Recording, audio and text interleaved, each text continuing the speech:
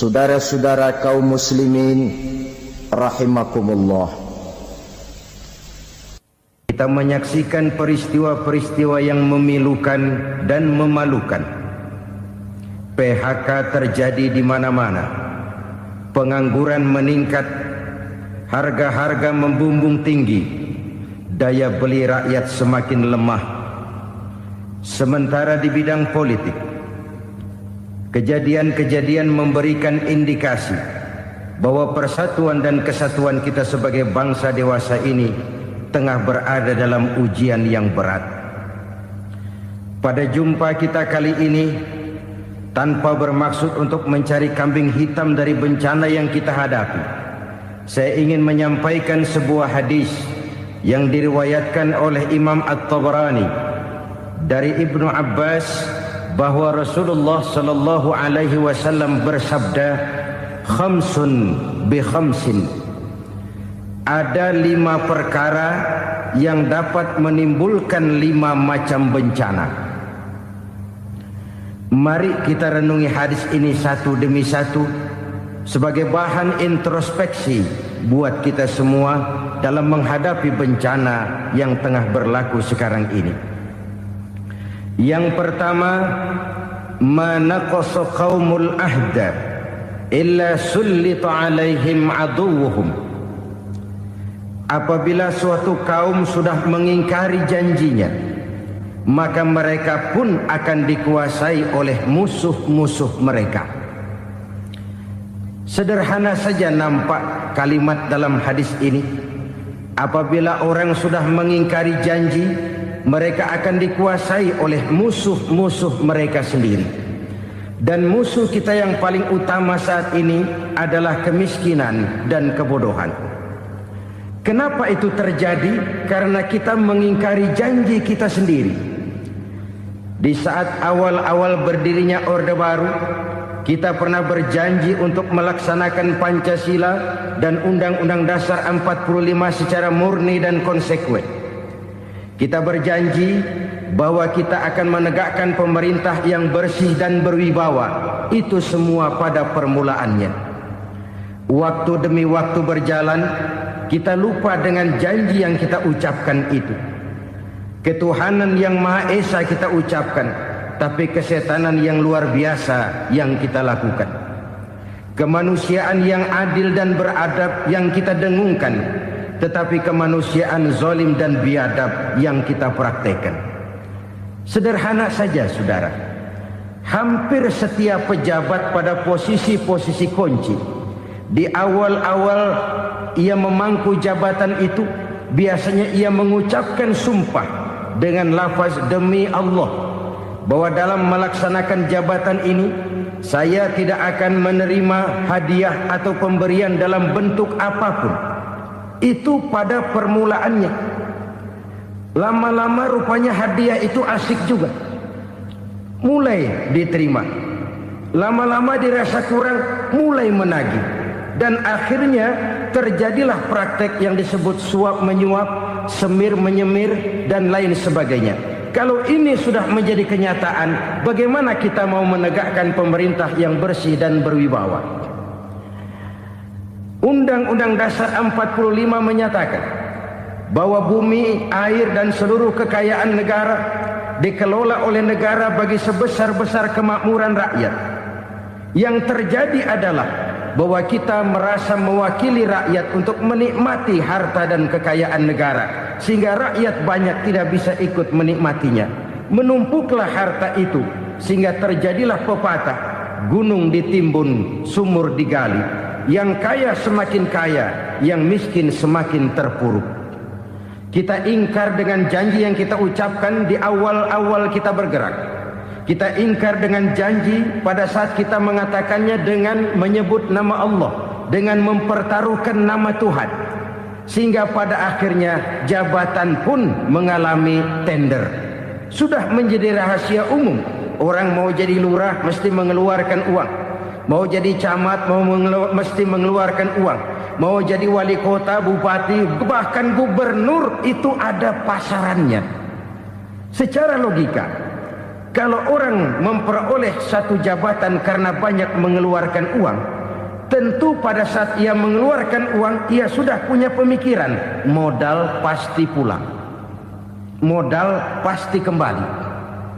Kalau orang memperoleh suatu jabatan karena banyak mengeluarkan uang, maka langkah pertama yang dia lakukan setelah memangku jabatan itu ialah bagaimana uang bisa kembali, bagaimana modal bisa pulang.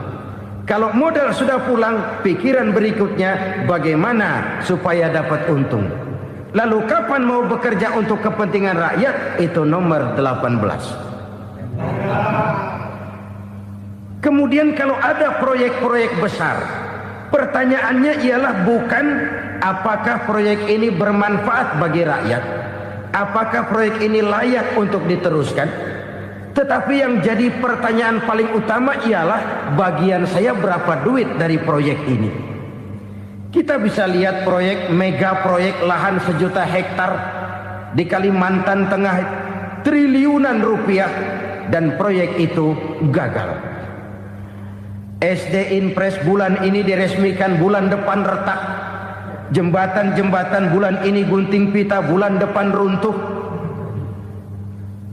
Kita ingkar dengan janji.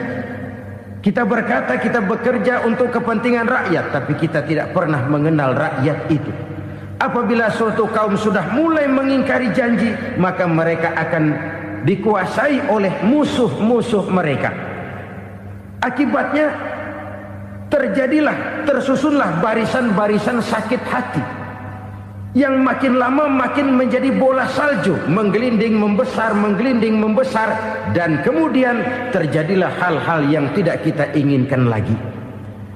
Apabila suatu kaum sudah mengingkari janji, maka mereka akan dikuasai oleh musuh-musuh mereka. Ini penyebab bencana yang pertama. Kita tidak konsekuen. Tadinya kita dengan lantang teriak-teriak berantas korupsi, ganyang korupsi. Pada waktu kita belum mendapat kesempatan. Setelah kita naik punya kesempatan, rupanya korupsi enak juga dirasa. Terjadi pergeseran nilai, orang luntur, kehilangan idealisme awal. Lalu untuk menghibur diri, menutup kesalahan, kita gunakanlah pepatah bahwa tidak ada gading yang tak retak, bahwa kita harus mikul dhuwur mendem jero. Itu semua cuma sebagai dalih agar kesalahan kita tidak dibicarakan orang lain. Padahal kita sendiri yang mengingkari janji. Kita yang keluar dari komitmen awal kita. Kita berjanji melaksanakan Pancasila dan Undang-Undang Dasar 45 dengan murni dan konsekuen. Kita berjanji untuk menegakkan pemerintah yang bersih dan berwibawa. Namun dalam kenyataannya itu tidak kita laksanakan dengan sebagaimana mestinya. Kita bergeser, kita mengalami proses degradasi, peluncuran nilai, dan akhirnya terbentuklah barisan-barisan sakit hati yang semakin lama semakin membesar itu. Kita harus introspeksi. Memang kalau zaman sedang susah, biasanya kambing hitam laris, tukang kompor gentayangan. Itu dari dulu selalu mencari kambing hitam. Karena itu kita tidak bicara orang, kita tidak bicara siapa yang salah, kita bicara sistem, dan sistem itu bisa mengena siapa saja. Kalau orang sudah mulai mengingkari janji, bergeser dari komitmen awal, itu sudah mulai ia mengalami proses peluncuran, proses degradasi. Ini penyebab yang pertama. Kita tidak lagi konsekuen bahwa bumi, air, sumber daya alam adalah milik negara, dikuasai oleh negara, digunakan bagi sebesar-besar kemakmuran rakyat. Ternyata rakyat yang makmur itu tidak merupakan gambaran yang menyeluruh dari rakyat kita. Undang-undang dasar kita menganut ekonomi kekeluargaan, tapi yang kita praktekkan adalah ekonomi keluarga. Kalau bukan keluarga nggak dapat proyek. Kalau bukan keluarga nggak dapat macam-macam. kekeluargaan kita rubah menjadi keluarga, timbullah penyakit nepotisme. Kita bergeser, kita ingkari janji, dan kita anggap kita atasnamakan rakyat. Rakyat cuma sekedar jadi address, rakyat cuma sekedar jadi alamat, tetapi kehidupan mereka tidak banyak berubah dan tidak banyak terangkat. Kaum muslimin rahimakumullah, ini penyakit yang pertama, penyebab bencana yang pertama. Yang kedua kata Nabi, wa ma hakamu bighairi ma anzalallah, apabila hukum yang diterapkan sudah tidak lagi bersumber dari hukum Allah, illa fasha fihimul faqru, maka akan bertebaranlah kemiskinan di mana-mana. Ini artinya apa? Apabila hukum tinggal sebuah stempel, apabila hukum sudah diatur menurut kepentingan, apabila hukum sudah tidak lagi ditegakkan secara adil, maka kemiskinan merambah di mana-mana. Hukum diatur menurut selera orang yang sedang berkuasa, maka yang benar bisa jadi salah, yang salah bisa jadi benar. Hukum dalam kenyataan hidup berlaku seperti pisau. Pisau itu kan saudara lihat, yang namanya pisau dimanapun itu tajamnya ke bawah, ke atas tumpul. Kalau hukum itu, kalau untuk rakyat, hukum itu tajam bukan main, cepat sekali dilaksanakan. Tapi giliran menengah ke atas, yang gedean dikit berbuat salah, hukum tumpul.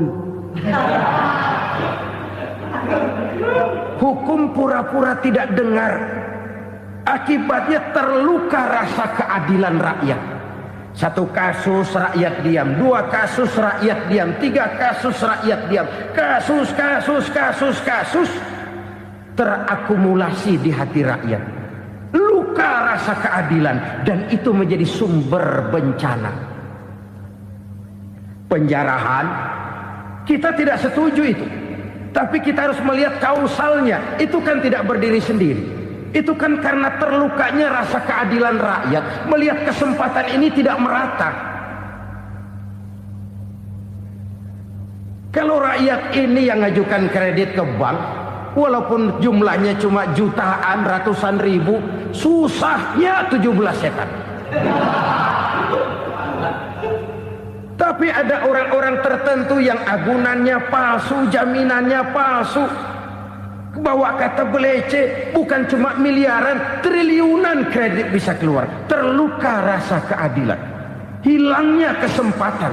Rakyat cuma dapat kesempitan, jarang dapat kesempatan. Dari lukanya rasa keadilan ini, memang ya entah lipstik, entah basa-basi, dibentuklah tim ini, dibentuklah badan pengawas ini, dibentuklah tim ini. Kalau membentur tahu, hancur tahu. Tapi kalau tim yang dibentuk membentur karang, bukan karangnya yang hancur biasanya, timnya yang bubar. Kenapa? Yang dibentur batu karang yang sangat keras. Kita main-main dengan hukum, kita tidak konsekuen dengan hukum, luka rasa keadilan, dan itu terakumulasi. Edi Tamsil, rakyat tahu, terakumulasi, menguap begitu saja. Kasus-kasus lain rakyat tahu, menguap begitu saja. Ketidakadilan terakumulasi, mengendap di hati rakyat, menunggu ledakan. Pada saat sumbu meledak, rakyat tidak bisa dibendung lagi. Oke, kita tidak setuju dengan penjarahan, tapi jangan melihat itu sebagai peristiwa yang berdiri sendiri. Kenapa itu terjadi? Kausalnya kenapa? Oke, kita tidak setuju memang, tapi yang dijarah oleh rakyat kan memang cuma untuk perut. Yang dijarahkan beras, yang dijarahkan televisi, yang dijarahkan kulkas yang masih bisa dihitung, yang memang real untuk kebutuhan rakyat. Penjara berdasi kepala botak yang menguras uang rakyat habis-habisan, enak saja melenggang dalam kehidupan ini. Makin terluka rasa keadilan rakyat. Apabila hukum yang diterapkan sudah menyimpang dari keadilan yang diajarkan Allah, fasyafihimul fakru, bertebaranlah kemiskinan. Aneh, memalukan, memilukan. Sebuah negara agraris yang katanya pulaunya hijau royo-royo, gemari palau jenawi toto tentem kertora harjo, yang tahun 93 pernah mendapat penghargaan dari FAO, Badan Pangan Sedunia, sebagai negara yang berhasil dalam swasembada pangan. Sekarang ini kita terpaksa betul beli beras dari Vietnam, beli beras ke Kamboja, beli kedelai dari Kamboja.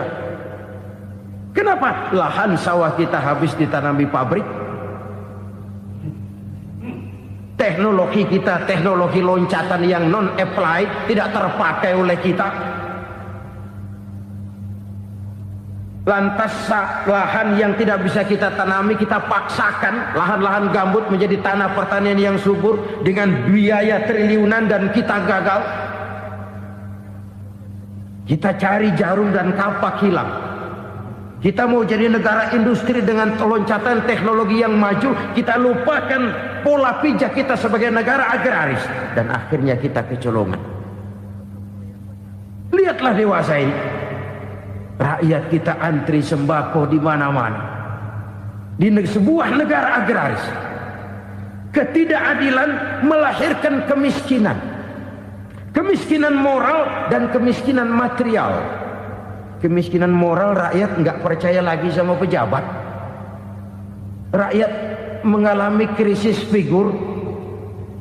Orang alah lu ngomong dah sama ember.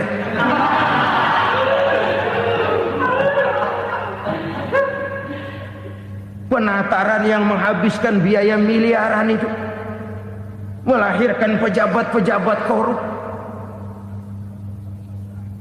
Pengawasan yang menghabiskan biaya miliaran itu ternyata impoten, mandul.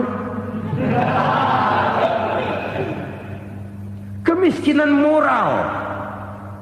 Jujur saya berkata, saudara-saudara, setelah pintu reformasi dibuka, itu yang masuk memang macam-macam.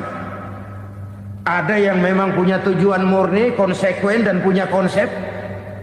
Ada yang nunggu di tikungan, begitu mobil lewat nyamber pintu, berangkat ikut reformasi.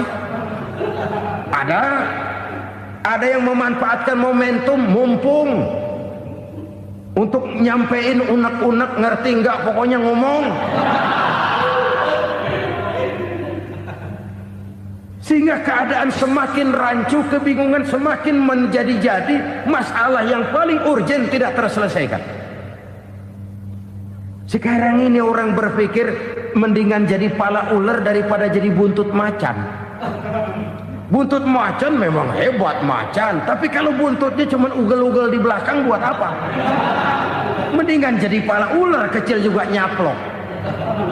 Artinya ya biar kecil juga kalau punya partai kan gagah. Lalu rame-rame bikin partai kayak bikin arisan. Orang makin mengalami dislokasi. Semua mau jadi pahlawan, semua mau nomor satu, semua ngomong. Iya kalau bidangnya, kalau bukan makin rancu. Marilah lewat kesempatan ini saya mengajak kita untuk tahu diri. Biarkan politisi ngomong politik, biarkan ekonom menata ekonomi, biarkan praktisi bicara soal hukum, biarkan rakyat munajat, istighfar, mohon pertolongan Allah. Tahu diri kita. Kalau memang ayam, kukuruyuk aja dah. Kalau memang kucing, ayo ngeong. Kalau kambing, silahkan ngembe. Udah tahu ayam, ngeong bunyinya. Suaranya palas, orang nggak ngerti, bingung, makin menjadi-jadi. Ibarat kesebelasan sepak bola bangsa kita sekarang ini, rame-rame mau bikin gol, kiper ikut nyerang sekarang. Memilukan dan bahkan memalukan. Wa ma hakamu bighairi ma anzalallah illa fasha fihimul fakru. Kalau hukum yang diterapkan sudah menyimpang dari keadilan yang diajarkan Allah, bertebaranlah kemiskinan di mana-mana. Coba sekarang ini, yang punya duit bingung, apalagi yang kagak punya duit. Yang pengusaha gede ngeluh, apalagi yang pengusaha pas-pasan. Yang kagak punya beras, yang punya beras saja masih bingung, apalagi yang nggak punya beras. Ini sudah demikian merata. Dulu kita kagum mendengar konglomerat kelas buadah, kelas-kelas yang seakan-akan cuma ada dalam khayalan mereka, punya kekayaan miliaran dolar, triliunan. Sudahlah, seolah-olah nggak terjangkau sama kita. Weh, ternyata yang gede-gede itu juga gede utangnya. Dan rontok satu demi satu. Ternyata rakyat selama ini cuma dialamatkan, cuma dijadikan address. Rakyat yang tidak banyak ngerti persoalan ini harus menanggung hidup ini begini berat, harus menanggung beban hidup ini begini tinggi. Daya beli semakin lemah, semakin terpuruk dan terpuruk, sedang keadaan belum juga banyak berubah. Yang hutang sama luar negeri itu kan bukan rakyat kecil, Ciano. Yang banyak nyimpen dolar juga kan Ciano. Rakyat kecil bocah kampung mah jangankan nyimpen dolar, ngelihat juga tumben. Kemana kita mesti bercermin? Sekali lagi saya mengatakan maaf, kita tidak bermaksud mencari kambing hitam. Karena itu kita tidak bicara orang, kita bicara sistem, kita bicara keadaan. Beginilah yang dikatakan Nabi, penyebab timbulnya bencana, hukum yang ditegakkan tidak lagi berorientasi kepada keadilan, tapi berorientasi kepada kepentingan. Akhirnya bentuk hukum seperti pisau, tajam ke bawah, tumpul ke atas. Hukum cuma buat rakyat kecil, tetapi kelompok menengah ke atas kadang-kadang kebal dari perlakuan hukum. Maka bertebaranlah kemiskinan. Iya, kemiskinan moral berupa lukanya rasa keadilan. Kalau rasa keadilan terluka, orang kan nunggu kesempatan, saudara. Iya, dia nggak bisa ngomong. Iya, dia nggak sanggup action. Iya, dia nggak bisa tunjuk rasa, tapi hatinya kan kapan ada kesempatan, kapan ada waktu, tunggu. Hatinya mesti begitu. Sehingga begitu ada kesempatan, terjadilah hal-hal yang tidak terhindarkan. Dan itu ekses, bukan reformasi. Jangan seperti sebuah dialog saya dengan seorang abang beca. Saya bertanya, bang, ya, abang tahu nggak reformasi? Tahu, Ustaz. Apa? Pembakaran. Terus penjarahan, lalu perkosaan. Itu reformasi. Itu yang saya lihat. Nah, itu yang dia lihat. Saya tentu tidak menyalahkan abang beca kita, karena memang itu yang dia lihat dan sejauh itu wawasannya. Tapi ini indikasi bahwa banyak rakyat kita yang belum bisa menggunakan kebebasan secara bertanggung jawab. Padahal kebebasan tanpa tanggung jawab tirani. Sebuah contoh gampang-gampangan. Saya beli radio, saya setel di kamar saya, lalu saya bilang, ini radio gue. Yang beli gue, pakai duit gue setel di kamar gue, sekeras-kerasnya, gak ada urusan sama orang lain. Itu kata saya. Tetapi tetangga saya sebelah rumah kan boleh juga ngomong begitu. Kata tetangga saya, ini mata gue, yang ngantuk gue tidur di kamar gue. Kenapa suara radio lu nyampe kemari? Artinya apa ini? Kebebasan saya nyetel radio dibatasi oleh kebebasan tetangga saya yang mau tidur.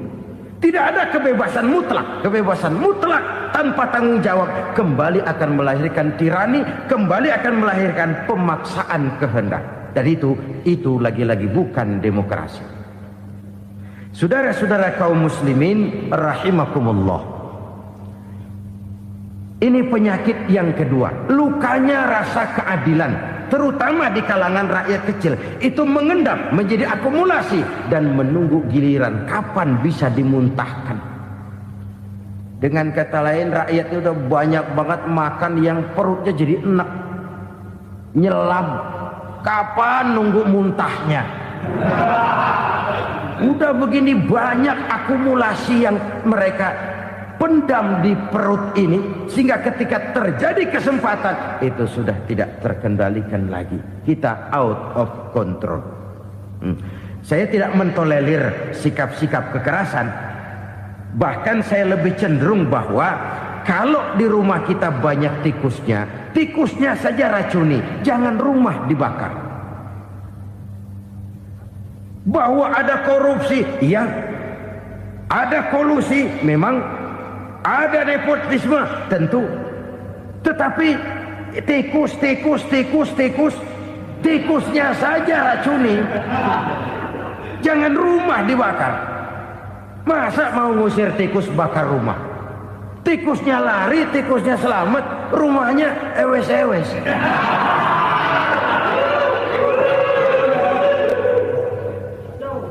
Tikus selamat, rumah nggak punya, masalah nggak terselesaikan dengan sebagaimana yang kita harapkan. Kita sepakat ini negara hukum, dan di hadapan hukum semua manusia itu sama. Itu prinsip yang diajarkan Allah. Al-musawat bainan nas fi takalifil ahkam. Semua manusia sama dalam berhadapan dengan hukum Allah Subhanahu wa taala. Kalau hukum sudah pandang bulu, itu jelas yang enak yang banyak bulunya. Siapa yang banyak bulunya? Monyet. Kalau hukum pandang bulu, monyet keenakan. Saudara-saudara kaum muslimin rahimakumullah, introspeksi. Mari kita bercermin bagaimana perjalanan hukum selama ini. Kalau introspeksi ini kita temukan, lalu ada upaya untuk memperbaiki diri. Jangan menggunakan tak ada gading yang tak retak, mikul duwur mendem jero untuk menutup-nutupi kesalahan orang. Padahal kesalahan itu sedemikian besar. Padahal rakyat kita tiap hari antri sembako. Ada yang sehari sekali makan, ada yang makan sudah bercampur tiwul, ada yang nasi sudah dicampur pisang, balik jadi orok lagi. Macam-macam upaya rakyat untuk menangsal perut ini. Lalu rakyat ditenang-tenangkan, lebih baik puasa Senin Kemis sambil menghadapi krisis ekonomi. Kenapa rakyat yang disuruh puasa? Kenapa bukan pejabatnya yang puasa lebih dulu untuk kemakmuran rakyat? Kalau rakyat yang memang perutnya udah gepeng disuruh puasa, makin krempeng perutnya. Artinya pejabat harus punya sense of politics. Ya, tidak, puasa itu kan tidak cuma Senin Kemis saja puasa itu. Puasa perasaan, puasa menghargai perasaan yang sedang kondisi yang sedang dihadapi oleh rakyat. Bagaimana rakyat yang tengah antri sembako melihat pejabatnya lewat dengan mobil yang harganya sampai 1 miliar. Oh, inilah pemimpin saya. Luka lagi rasa keadilannya.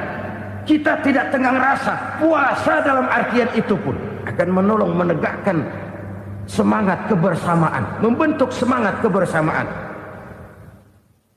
Saudara-saudara kaum muslimin rahimakumullah, penyebab bencana yang ketiga dikatakan oleh baginda Nabi, wala dhaharat fihimul fahishatu illa fasha fihimul maut. Apabila kekejian telah merajalela, maka maut bertebaran di mana-mana. Kita renungi butir kalimat dalam hadis ini. Apabila kekejian telah merajalela, maut bertebaran di mana-mana. Begitu murah arti sebuah kehidupan. Penjarahan untuk hal-hal yang kecil tapi sampai mengorbankan nyawa. Apabila kekejian sudah terjadi di mana-mana, maut pun bertebaran. Maut dalam arti berpisah ruh dengan jasad, tapi juga maut dalam arti orang bisa mati karirnya, orang bisa mati usahanya, orang bisa mati kesempatannya karena perbuatan-perbuatan keji yang selama ini tidak terbendung. Lahirlah teori mafia. Siapa yang kuat dia yang berkuasa, siapa yang lemah dia menjadi mangsa. Proyek-proyek besar yang menang tender itu ya dari itu ke itu saja. Yang pengusaha-pengusaha tidak punya koneksi, tidak bisa bayar komisi, dapat proyek tetelan. Ada dagingnya, dikit namanya juga tetelan. Dagingnya sudah habis disantap oleh meja. Sekian puluh meja dilalui, sekian puluh amplop dikeluarkan. Sehingga yang akhirnya ya tinggal tetelan itu tadi. Maka kualitas pekerjaan pun sudah bukan lagi jadi masalah. Demikianlah mafia-mafia ini bermunculan di mana-mana. Di pengadilan terkenal mafia pengadilan. Hukum bisa dibeli, hukum bisa dipesan menurut kebutuhan sponsor. Mafia peradilan, mafia politik, mafia ekonomi, bahkan mafia agama yang menggunakan agama sebagai kedok, menggunakan agama sebagai dalih, menggunakan agama sebagai topeng untuk melancarkan maksud-maksud politiknya pun tidak tertutup kemungkinan. Apabila kekejian telah merajalela, maut bertebaran di mana-mana. Korupsi, kolusi, nepotisme itu bagian dari kekejian. Kita selama ini kalau mendengar maksiat, itu yang terbayang cuma judi, mabuk, zina. Iya itu maksiat. Tapi korupsi, kolusi, nepotisme itu juga maksiat dalam bentuk lain. Kalau ini sudah bertebaran, maka maut terjadi di mana-mana. Jangan bayangkan cuma mati orangnya, itu sih kewajiban. Yang menyakitkan itu orangnya masih hidup tapi dibikin mati. Karirnya mati. Kenapa? Karena yang diperlukan bukan cuma orang pinter tapi orang taat. Biar pinter, kalau nggak taat minggir. Biar bodoh, kalau taat bisa nyenangin atasan, bisa nyemur. Kumaha juragan wae ayo nama. Itu yang kadang-kadang dapat penghargaan. Tidak ada prestasi kerja kecuali bikin senang orang di atas. Kita lihat di desa-desa jalan rusak. Kalau ada berita pejabat anak mau turun, jalan rata sekali. Sampai tanah dari mana aja dikeruk buat ngeratain tuh jalan. Pejabat pulang legok lagi jalanan. Katanya kita kerja buat rakyat, nyatanya kita cuma melayani atasnya. Kenapa? Terjadi lingkaran setan. Seperti kata lagu Dul Sumbang itu. Mahasiswa takut sama dosen, dosen takut sama dekan, dekan takut sama rektor, rektor takut sama menteri, menteri takut sama presiden, presiden takut sama mahasiswa. Lah muter balik lagi. Lingkaran setan. Lingkaran setan. Saudara-saudara kaum muslimin rahimakumullah.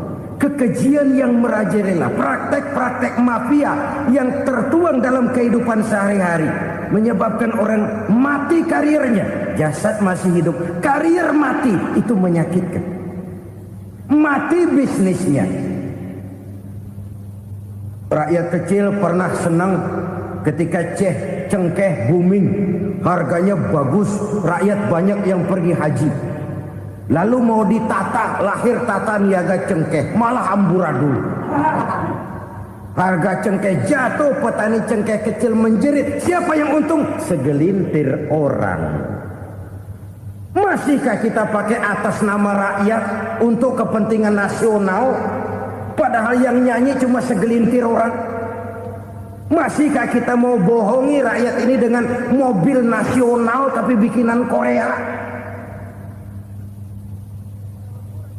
Masihkah kita mau bermain verbalisme, bermain kata? Ini sebuah masa lalu yang tidak perlu terulang lagi untuk masa-masa yang akan datang. Kekejian merajalela, orang mati karir. Bisa mati usaha, mati bisnis. Usahanya maju, dirangkul, hancur. Usahanya maju, dipukul, hancur, tenggelam. Bahkan yang memilukan dan memalukan badan-badan usaha milik negara itu dikebiri sedemikian rupa sehingga tidak menghasilkan hal-hal yang bermanfaat buat negara. Saudara-saudara kaum muslimin rahimakumullah, kalau nafsu yang sudah mengatur itu semua, maka kekejian pun merajalela. Orang sudah pakai teori mafia, yang kuat dia yang menang, yang kuat dia yang berkuasa, yang lemah silakan minggir di sudut-sudut kehidupan. Kalau kekejian seperti ini merajalela, maut bertebaran di mana-mana. Banyak orang mati karirnya, banyak orang mati usahanya, banyak orang mati imajinasinya. Sekarang ini dalam dunia seni, yang banyak karyawan seni, bukan seniman. Seniman itu kan dilahirkan. Lain seniman, lain karyawan seni. Sekarang yang banyak karyawan seni, bukan seniman. Mati karir, mati imajinasi, mati improvisasi. Sehingga kehidupan persis sinetron. Sinetron itu yang kita lihat rumah mewah, yang kita lihat rumah bagus. Gak pernah kita lihat di sinetron kita ini rakyat antri sembako. Kita dijejali hal-hal yang indah, yang wah, yang membuat kita tenggelam dalam gaya hidup instan, tenggelam dalam gaya hidup wah. Kita lupa dengan realitas keseharian di tengah-tengah masyarakat kita. Lahirlah kelompok-kelompok selebritis, dibesarkan oleh berbagai media. Selebritis pilek aja masuk koran, pilek.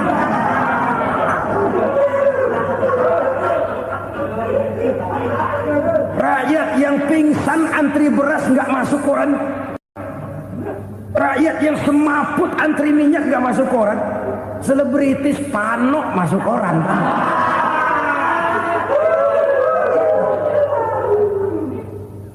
Kita besarkan hal-hal kecil, kita kecilkan hal-hal besar.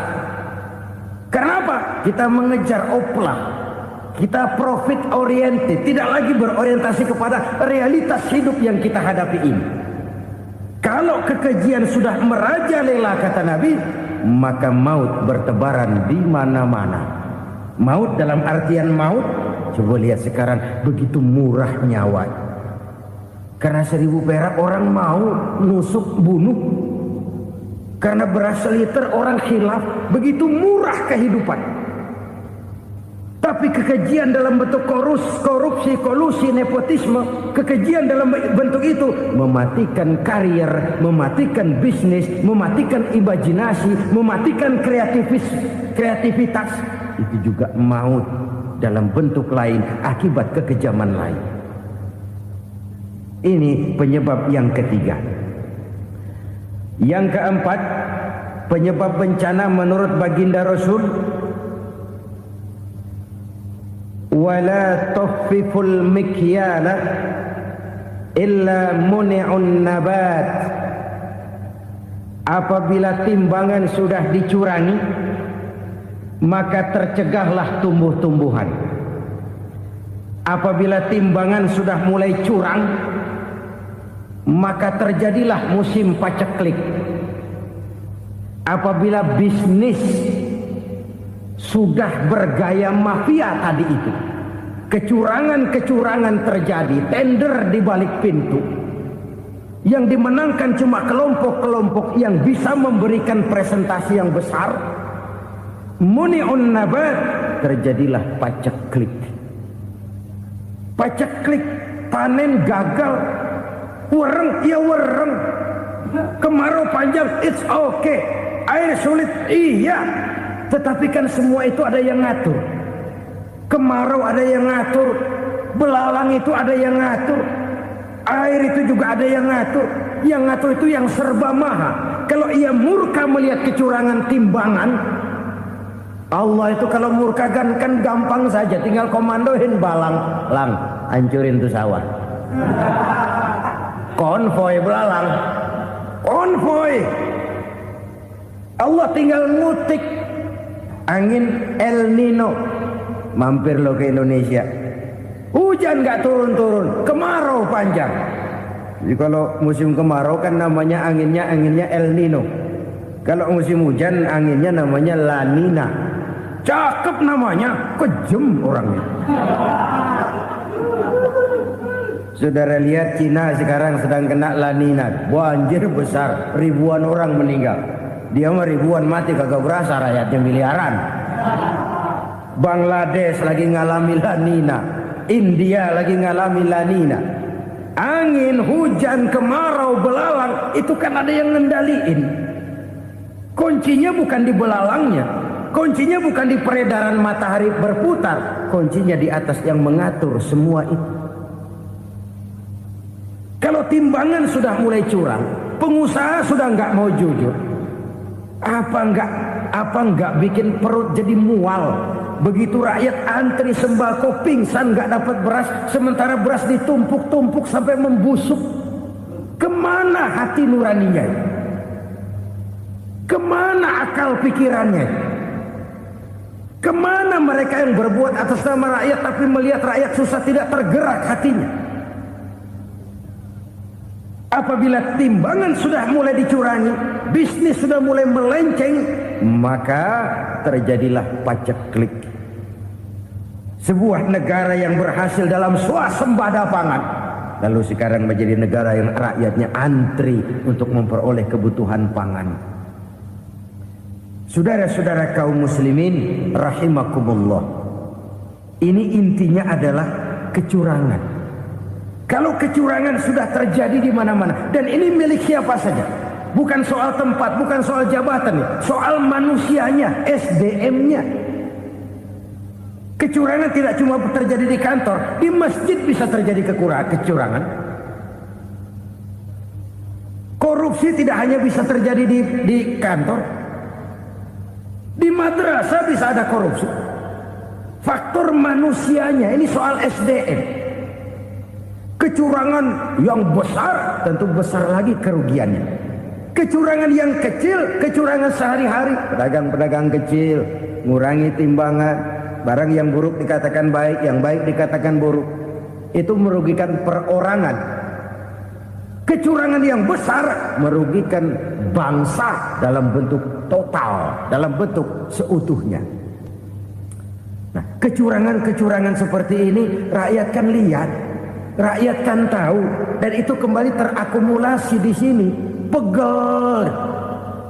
Dan jangan lupa, rakyat yang nggak ngomong itu, rakyat yang nggak bersuara itu, batinnya menjerit, jeritannya menggoncang aras, dan itu didengar Allah. Yadullah fauqal jamaah, kata Nabi. Tangan Tuhan di atas orang banyak. Jeritan hati rakyat menggoncang aras. Rakyat yang terlalu banyak dizolim, rakyat yang terlalu banyak dirugikan, ya rakyat yang terlalu banyak di atas namakan, menjerit batinnya, menggoncang aras, dan Allah bisa menggerakkan apa saja untuk membuat satu situasi. Allah bisa menggerakkan apa saja untuk membuat satu situasi. Saudara-saudara kaum muslimin rahimakumullah, ini faktor yang ketiga, timbulnya kecurangan. Faktor yang keempat maksud saya.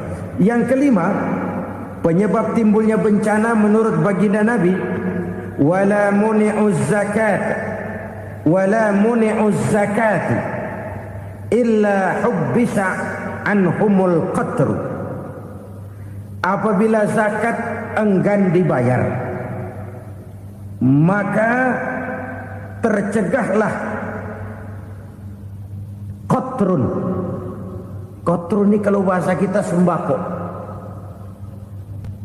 Maka tercegahlah kebutuhan-kebutuhan yang kita perlukan.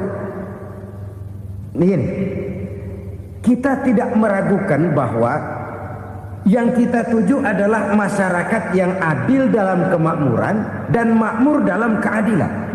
Nah, antara kemakmuran dan keadilan ini memang sering tidak bisa berjalan seiring. Pada saat kemakmuran kita kejar, ekonomi kita pacu, ada nilai-nilai keadilan yang tertinggal.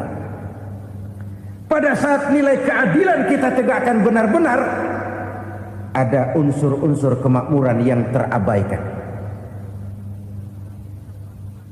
Oke, kita bisa mengatakan kasus. Oke, kita bisa mengatakan itu sebagian kecil. Tapi kalau sebagian kecil, lama-lama kan jadi sebagian besar. Oke, kita mengejar kemakmuran. Pertanyaannya, kemakmuran untuk siapa? Oke, kita berikan kelompok tertentu kue yang besar dengan harapan nanti dia bagiin kuenya kepada yang kecil-kecil. Tapi kenyataan, mereka yang dapat kue besar akhirnya malah lupa diri dan lupa daratan. Mau makin besar, malah memeras yang kecil-kecil ini. Sekarang kan yang kecil modali yang besar. Ramai-ramai buka bank, ternyata kamuflase. Uang banknya untuk kredit perusahaannya sendiri. Nasabahnya rakyat kecil. Artinya apa? Rakyat kecil disuruh modalin orang yang udah gede. Ini kan sumber geledek urusan.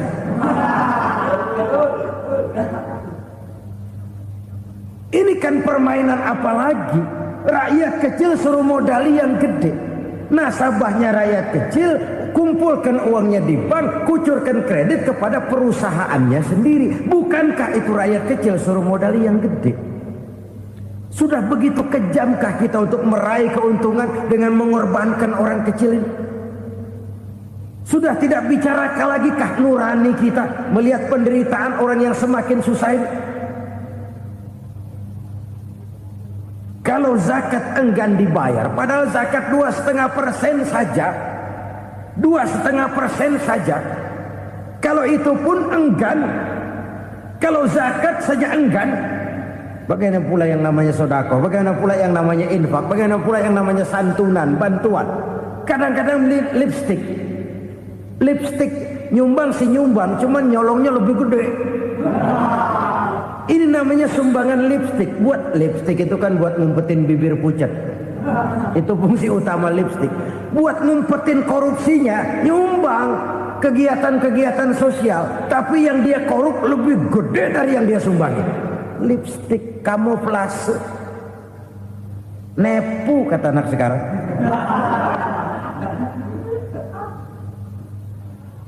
Saudara-saudara kaum muslimin rahimakumullah, demikian berat kewajiban zakat ini sampai di zaman Sayyidina Abu Bakar pernah keluar komando perangi orang yang enggan membayar zakat. Perangi. Karena fungsi zakat adalah menjembatani antara si kaya dengan si miskin. Bahwa ada kemiskinan itu Qur'ani. Allah menyatakan, aku melebihkan rezeki sebagian kamu dari yang lain. Ini kan kesenjangan. Allah melebihkan rezeki sebagian kamu dari yang lain. Ada itu. Tetapi itu berjalan secara nature. Nah, kalau direkayasa, yang kaya semakin kaya, yang miskin semakin terpuruk, yang sudah besar dapat proyek besar, yang kecil dapat tetelan. Ini kan rekayasa namanya. Kesenjangan yang direkayasa ini yang kita harus kikis. Nah, fungsi zakat menjembatani dari sisi sosial. Dari sisi pribadi, Nabi berpesan, zakku amwalakum biz zakat. Bersihkan hartamu dengan zakat.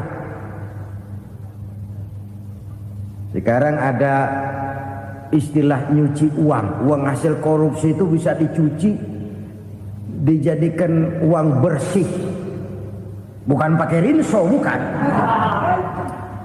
Pakai politiknya koruptor, diolah sedemikian rupa sehingga jadi uang resmi. Sudah memutik, itu termasuk yang disebut kejahatan kerah putih, white collar crime.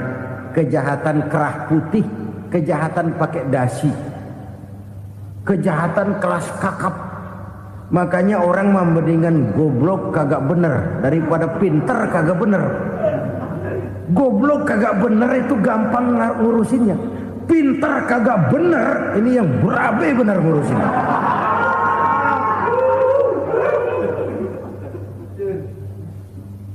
Kita bukan cuma perlu orang pinter kok di zaman sekarang. Kita perlu orang-orang bener yang punya komitmen, yang sesuai kata dan perbuatan, yang bisa merasakan apa yang dirasakan oleh rakyat, yang punya sense of politik yang tinggi, yang peka, yang penuh keterbukaan, yang punya wawasan dan pandangan jauh ke depan. Dari sisi pribadi, zakat itu membersihkan harta kita. Ya, dia tercampur dengan yang subuhat, dia bahkan mungkin tercampur dengan sedikit-sedikit yang haram. Itu zakku amwalakum bizzakat. Bersihkan hartamu dengan zakat itu. Pada sisi sosial ia menjembatani, pada sisi pribadi ia membersihkan harta kita. Karena itu kalau kita minta berdoa minta rezeki, syarat rezeki itu halalan thayyiban wasi'an. Enggak pernah kurang dari 3 itu. Halal, bagus, banyak. Halal, bagus, tapi sedikit, susah ngaturnya. Halal, banyak, tapi kurang bagus. Buat apaan? Bagus, banyak, tapi haram, enggak ada artinya. Sebab kata Imamul Ghazali, kalau kau terlalu suka memakan makanan yang haram, dikunyah masuk ke dalam perut besar, digiling oleh perut besar, menghasilkan energi, menggerakkan sel-sel pembuluh saraf, kau juga akan cenderung berpikir yang haram.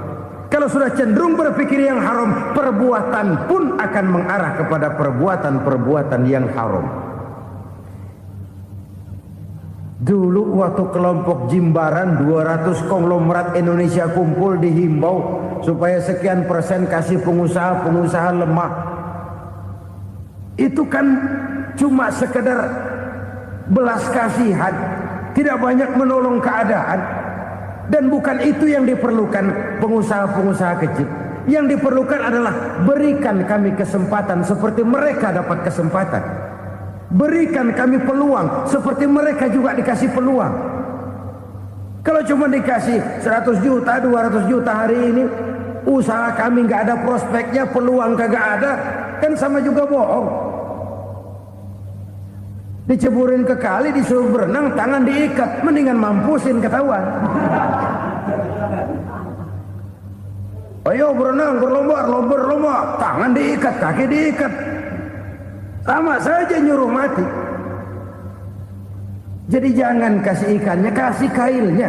Yang diperlukan pengusaha kecil menengah ke bawah itu bukan cuma sekedar belas kasih dari konglomerat besar. Berikan kami peluang seperti mereka juga dapat peluang. Berikan kami kesempatan seperti mereka dapat kesempatan. Berikan kami kredit dengan kemudahan seperti mereka juga kalau minta kredit begitu mudahnya. Menciptakan peluang dan kesempatan, pemerataan. Bukan menciptakan manusia Indonesia dengan standar ekonomi yang sama. Semua rumahnya harus sama, semua punya mobil. Itu sih kebersamaan bebek. Bebek, coba lihat bebek, satu ngalor semua, satu ngidul semua. Kebersamaan bukan itu. Kebersamaan adalah menciptakan peluang. Kalau yang kaya bisa semakin kaya, kenapa yang miskin tidak bisa ikut naik jadi sedikit kaya? Kalau pengusaha yang sudah kuat bisa bertambah menjadi kuat dengan proyek mega proyek, kenapa yang menengah tidak bisa ikut menjadi kuat? Dan kenapa kekejian itu merajalela? Kita dengar lewat berita-berita PLN tekor, PLN utang. Kenapa? Dia beli listrik dari swasta yang belinya lebih mahal daripada penjualannya. Artinya dia beli itu listrik dari perusahaan listrik swasta, dia jual kepada rakyat lagi. Harga jualnya lebih murah daripada dia beli kepada swasta. Kenapa? Ada tekanan lagi tuh. Biasa siklus lagi. Hukum Boyle. Atas neken, paling bawah gepeng. Ya kita nih rakyat kecil, emang nasibnya gepeng terus. Saudara-saudara kaum muslimin rahimakumullah. Dari 5 penyebab bencana ini kita ambil kesimpulan untuk sebuah renungan dan introspeksi kita bersama. Pertama, mengingkari janji. Padahal janji itu yang lebih tinggi nilainya adalah di hadapan Allah Subhanahu wa taala. Baik wakil-wakil rakyat di parlemen maupun pemimpin-pemimpin rakyat di dalam kabinet, apabila memangku suatu jabatan, selalu mereka mengawali dengan sumpah, dan sumpah itu dimulai dengan demi Allah. Sadarkah kita pada saat itu kita ucapkan bahwa kita sudah mempertaruhkan Allah untuk jabatan yang kita pegang? Kita sudah mempertaruhkan nama Allah untuk posisi yang dipercayakan kepada kita. Sadarkah kita bahwa menyia-nyiakan itu satu dosa yang sangat besar, yang tidak hanya kepada Allah tetapi juga kepada rakyat yang kita wakili, kepada rakyat yang kita pimpin.